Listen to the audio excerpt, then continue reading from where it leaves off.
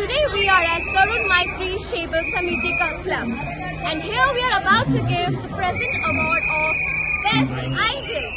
So let's hear about what the Puja committee member has to say about the theme, the concept, the ideology behind creating such an amazing Raigarh Fort history, about Sundarban, about creating the evolution of Behala region. So let's hear about it from the...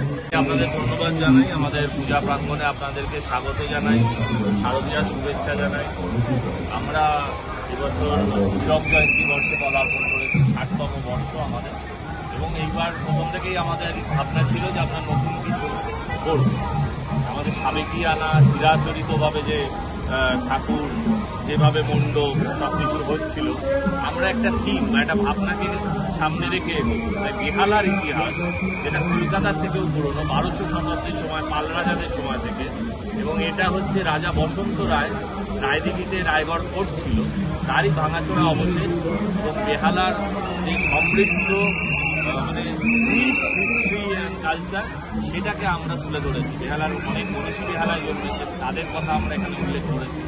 তো আপনারা যে সেটাকে স্বীকৃতি দিয়েছেন, তার জন্য আপনাদেরকে thank you once again. বিষয়টা আমি ভাবা শুরু করেছি 2020 সালে। তার কারণ হচ্ছে বেহালার মতো একটা এরকম সমৃদ্ধ ইতিহাস নিয়ে যে মানে জনবসতি বা জনজীবন বা জনপদ রয়েছে, সেটা মানুষের অজানা।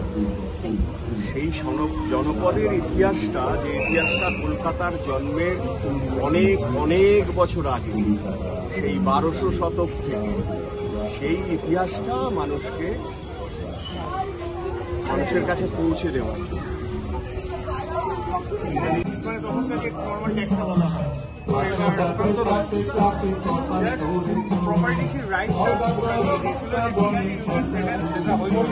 আপনারা